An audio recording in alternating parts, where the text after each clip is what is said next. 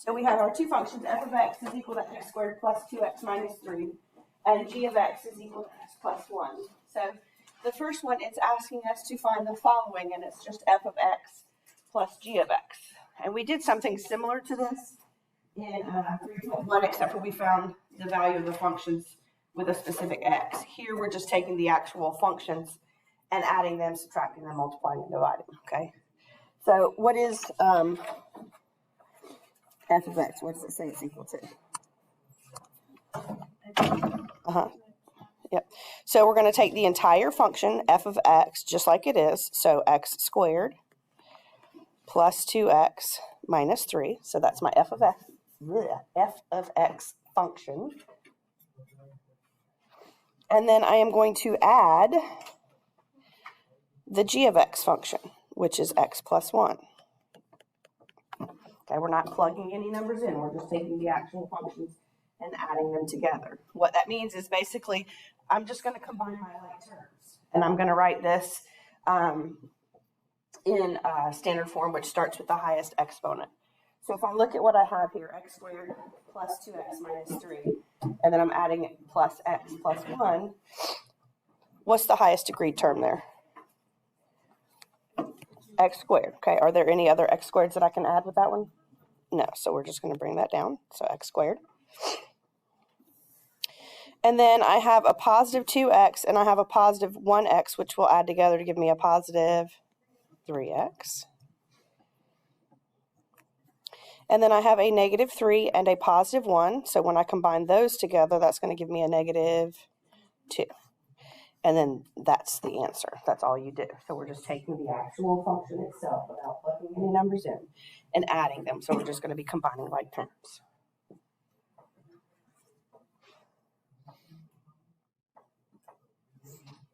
Does that make a little bit of sense? Number 2 is very similar with the exception of what are we doing this time? Subtracting. We need to be very careful with subtracting. Which one comes first? F of x. So I'm going to write the f of x again just like it was, x squared plus 2x minus 3. And then I'm going to subtract, but this is where we have to be careful. How many parts does the g of x function have to it? It has 2, right? The x and the 1. So what I have to do is I have to make sure I put that in parentheses so I'm actually subtracting both pieces, which means I just need to distribute that negative to both the x and to the 1. Adding doesn't matter because multiplying stuff by positive 1 doesn't change it. Subtracting does, so we have to be very, very careful here. So before I can combine my like terms, I'm going to bring down the stuff in the front. And then I am going to distribute that negative to both the x and to the 1. So that's going to give me minus x minus 1. And then we do exactly like we did before. We combine our like terms, starting with your highest degree. So we'll start with our x squared. And then I'll combine my x's. What's a positive 2x and a negative 1x going to give me? Positive x. And then a negative 3 and a negative 1 is going to give me negative 4. Okay, so that's the result for that one.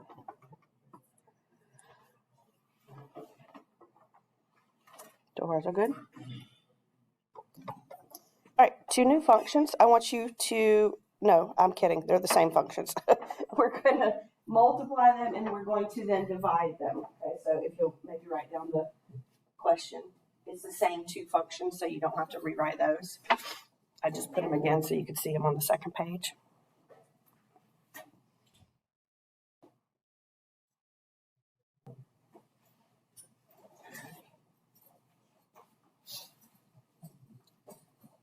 So I'm going to take for number 3 f of x, and I'm going to multiply it by my g of x. How many parts does f of x have to it? 3, okay? So when I do this, I want to put all of that in the parentheses. So I'm going to put the x squared plus 2x minus 3. And then I'm going to put in the second parentheses my g of x because I need to multiply the entire piece. That's why we're using the parentheses.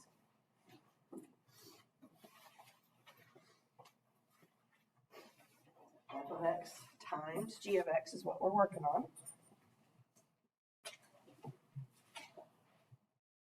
You said x plus 1 in the other one, is that going to affect it? Or does it have to be With multiplying, it won't matter.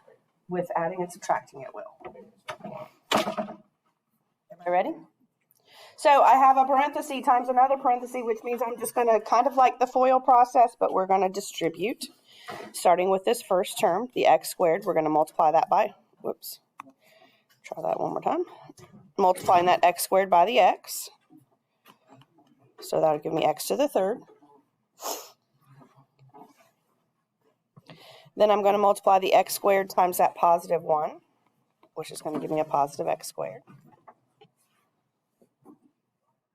Now I'm going to take the 2x and I'm going to do the same thing. I'm going to multiply it by both. I'm going to take 2x and multiply it by x, which gives me a positive 2x squared. And then I'm going to multiply the 2x times the positive 1.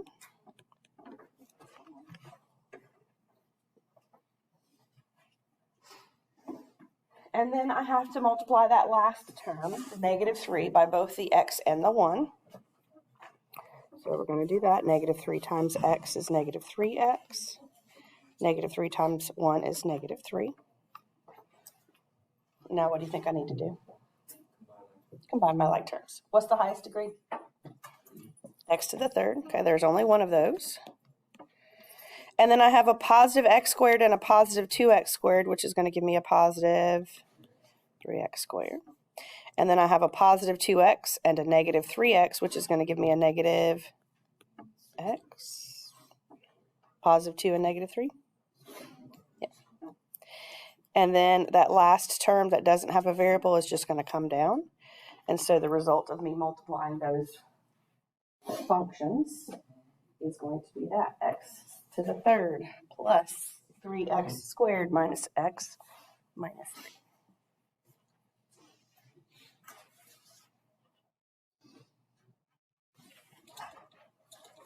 Any questions so far?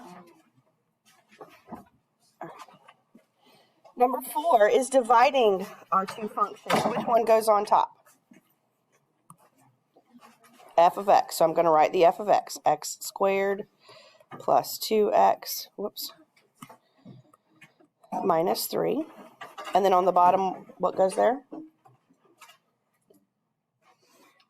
G of x. So that's going to be x plus 1. Now, when you're dividing, you can't divide on terms, right? But we have dealt with problems like this before, these irrational expressions or algebraic fractions. That top part, x squared plus 2x minus 3, is there any way I can rewrite that? And what I mean is, in order to simplify these algebraic fractions, and you might not remember because it was like before Christmas, but that top part, can I break it into two parentheses? Can I factor that? Yeah. So let's take a look. Are there numbers that multiply to give me 3 and subtract to give me 2? What are they? 3 and 1. Okay. That tells me my signs are going to be different. That first one goes in front of the bigger number, so it's plus 3 and minus 1. And then what about that denominator? Does x plus 1 factor? No. The whole reason I'm trying this is to see if anything can simplify. Is there anything that's exactly the same at the top of the bottom here? No. So technically, you could have left your answer like this because it doesn't simplify. However, we need to check, so you can also leave your answer like that.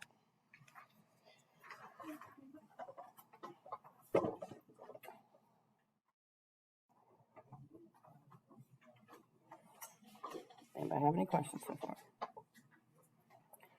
Okay.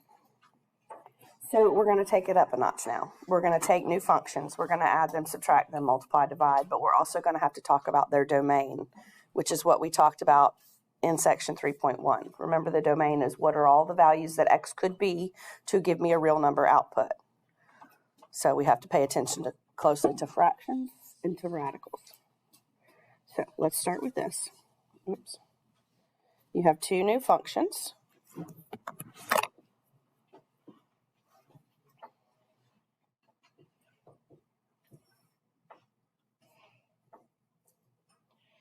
So we have f of x is equal to the square root of x minus 1. And g of x is equal to, bless you, the square root of 4 minus x. Is asking us to determine the sum, the difference, the product, and the quotient. Add, subtract, multiply, divide. But it also asks us to list the domain of the new function. Are we ready? Okay. Now, let's start, before we do the adding and the subtracting and the multiplying and dividing, let's talk about our original functions and what their domains would be. Okay, so let's start with f of x. It is the square root of x minus 1. Do you remember how we did that? Even just yesterday in our quiz? We take the stuff for under the radical, the x minus 1, and what do we set it? Greater than or equal to 0, okay? And then we solve that for x. I'm just going to look at the number line right now. I can be greater than or equal to 1, and that will give me a real number output if I plug any of those into x. Greater than or equal to is a closed circle, and which way does that shade? Right. To the right, okay. And I'm just going to leave that there for a minute until we come back to the others. Now we want to do exactly the same thing for the other radical, for g of x. We want to talk about the domain for that. Same thing, it is a square root, so we're going to take that 4 minus x. We're going to set it greater than or equal to 0.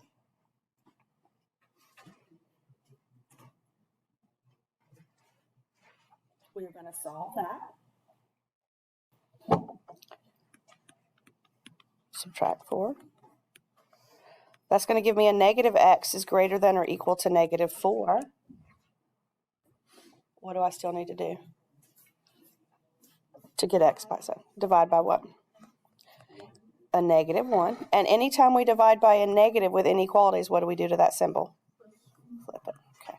And negative 4 divided by negative 1 is a positive 4.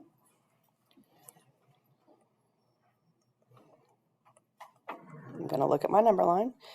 Less than or equal to is closed, and less than goes to the left.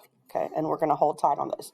So the blue is the domain of f of x. The red is the domain of g of x. And what we're going to do is talk about how to find the domain once we add, subtract, multiply, and divide them. Ready? Okay. So let's start with the sum. And again, the sum looks like this. F of x plus g of x.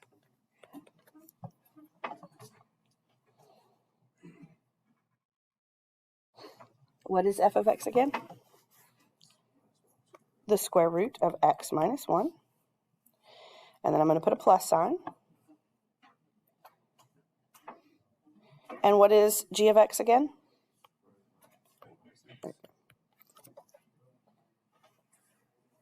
Before, we just had terms that we added together, and we were able to combine our like terms. But now I have a square root plus a square root.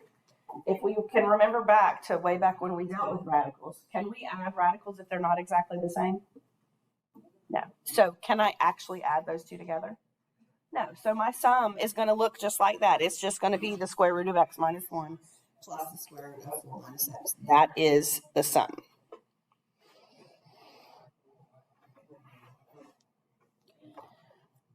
My domain is going to be where those overlap. Okay, I have two separate domains. I have x is greater than or equal to 1. I have x is less than or equal to 4. My domain for this sum is going to be the intersection of those two. Is everybody ready? Okay, so let's talk about the blue one, the f of x. How do I write that number line in interval notation? 1 to infinity. And what's on a 1, a bracket or a parenthesis? A bracket. So that would be a bracket 1 to infinity. And then what about the other one? How do I write the red one? Negative infinity to 4. And again, that 4 is going to have a bracket on it, right? Okay.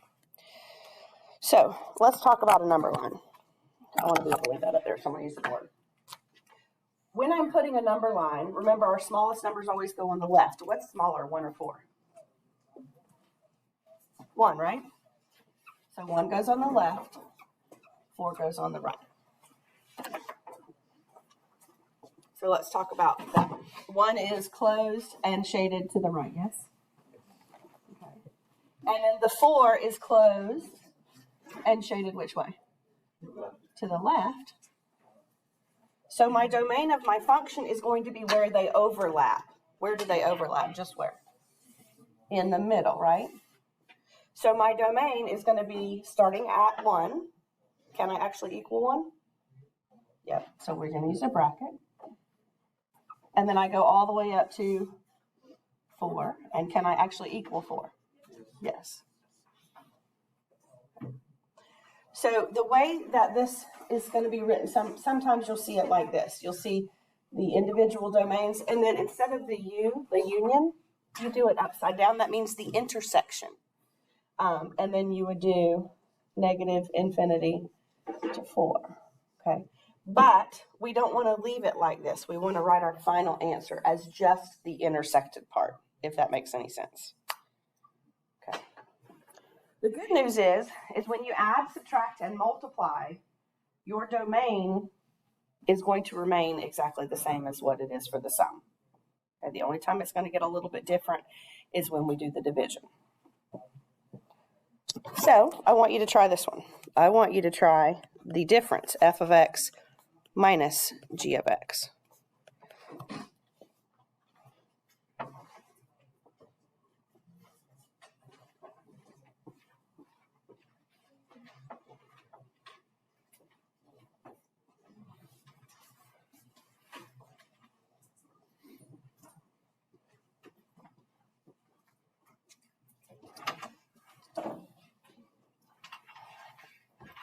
I need to write in here.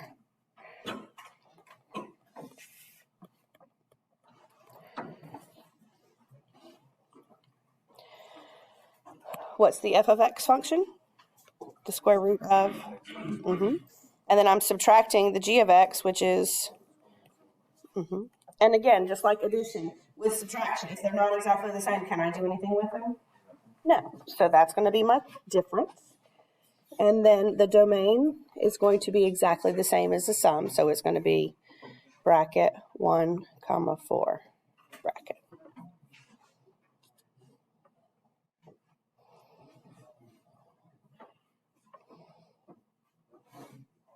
Everybody kind of okay?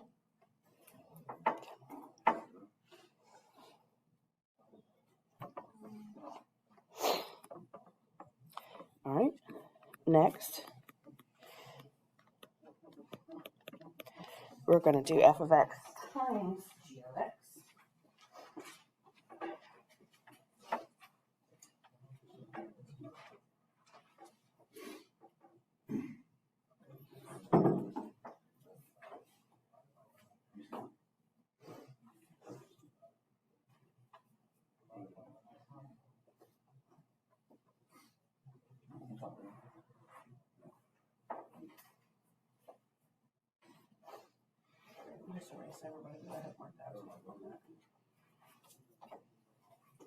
All right, with radicals, can we multiply them if the stuff under the radical is different? So let me give you a basic one. Could I do the square root of 2 times the square root of 2? Yes, okay. As long as the radical is the same, as long as they're both square roots. So we are going to take the square root of x minus 1 times the square root of 4 minus x. And because it's multiplying, I can actually do that. So I'm going to take under the radical the x minus 1, and the 4 minus x. See how I just put them under one square root?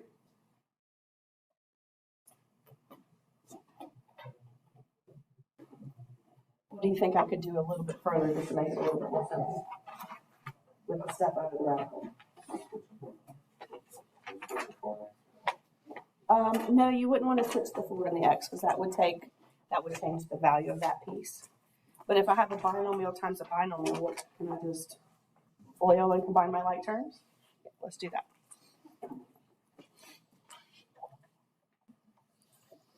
All right, everything's staying under the radical. What I'm doing now is I'm distributing, or I'm FOILing. I'm going to go x times 4. I'm going to go x times negative x. I'm going to go negative 4. I'm sorry, negative 1 times 4. And I'm going to go negative 1 times negative x.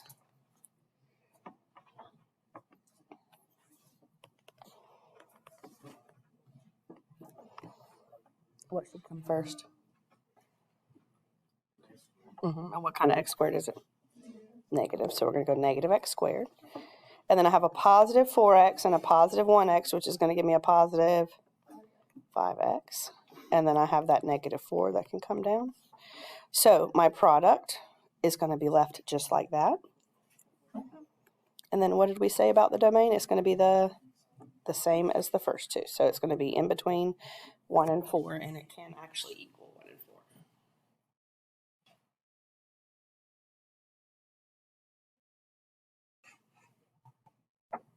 4. A little bit harder than what we did in the first section, right? Yes. All right, everybody ready for the division on this? Sure, y'all look so excited. Oh, I'm going to run out of room. Come over here. What did you say? All right, we're going to do f of x, and we're going to divide it by g of x. That's why you have very few homework problems, is because they take a little bit. What is f of x again? Square root of x minus 1, so that goes on top. And then g of x is the square root of 4 minus x.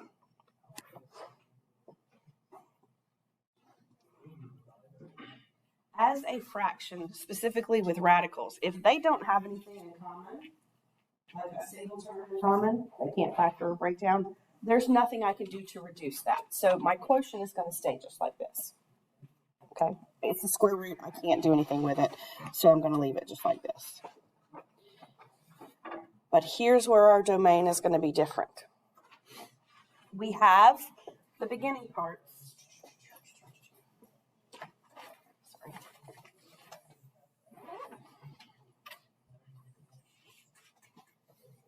We have the 1 and the 4. Now, where is my x minus 1? Is it in the top of my fraction or the bottom of my fraction? The top.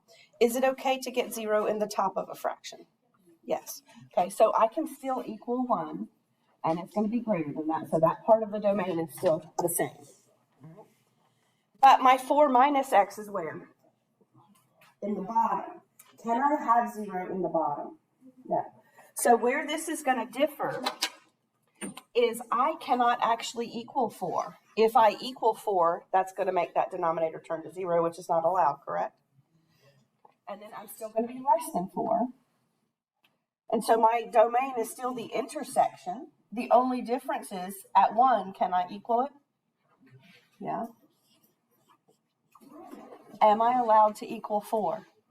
No. So we're going to have to change the way that domain looks just by that simple thing right there. If it's division and, yeah, whatever's in the bottom, you just cannot have 0 down there. So whether it's a radical or even not a radical, but if there's a variable down there, you just can't let it equal 0 anymore. So yes, most of the time. Okay, so my domain, again, is going to be, looking at it again on the number line. I can equal 1 because that's in the top. I can't equal 4 because that's in the bottom. The 1 goes to the right. The 4 goes to the left. The intersection is my domain, so this piece here. But we have to include 1, but not include 4. So that would be the way my domain looks. So on these, the only domain that's going to be slightly different is going to be the quotient.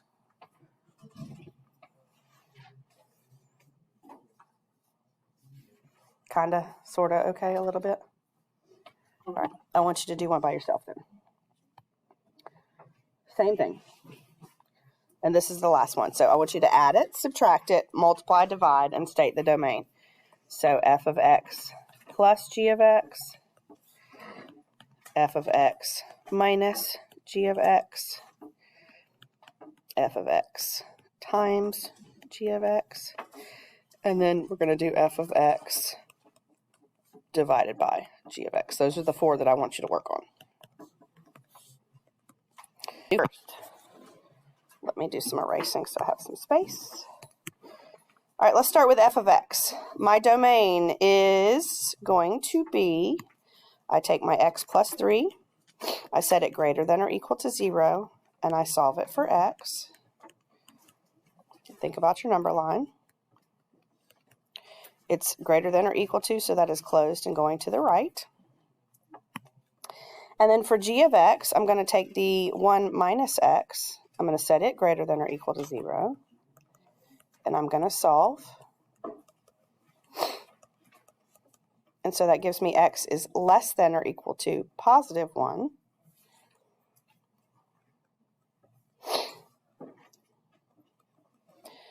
It's closed and going to the left. So when I think about my domain, again, it is the intersection of the two. So we want to focus on looking at them together on one number line. My smallest number always goes on the left. What's smaller, -3 or 1? Okay. So for my -3, I am closed at -3, and I am going to the right. For my 1, I am closed at 1, and I am going to the left. And again, my domain is going to be where they intersect, where they both happen at the same time, which is between what? -3 and 1. Can I equal both -3 and 1 at this point? Yes. So it's going to be a bracket, -3, comma 1, bracket. That will be my domain for the sum, the difference, and the product. The only time the domain is going to change is for the quotient. Okay? So far, so good? Sure. Okay. Let's do the sum. What's f of x again? The square root of x plus 3 plus g of x is the square root of 1 minus x. Can I actually add those together? No. All right, and again, we said the domain was from -3 to +1. The difference is going to look very similar, except for what's going to be in between the two now. A negative, a minus sign. So we're going to do the square root of x plus 3 minus 1 minus x. I cannot subtract those because, again, they are not the same, and my domain is going to stay exactly as it was for the first part. Is everybody getting this? Multiplication is going to take a little bit more work just because I actually have to multiply. So I'm going to start by putting them both under the same radical. And then I'm going to start distributing. So that's x squared. Nope, just kidding. That's x minus x squared plus 3 minus 3x. Negative x squared comes first. I got a positive 1x and a negative 3x, which is going to give me a negative 2x. And then I bring down that plus 3. So there's my product. And again, my domain has not changed because I'm not dividing yet.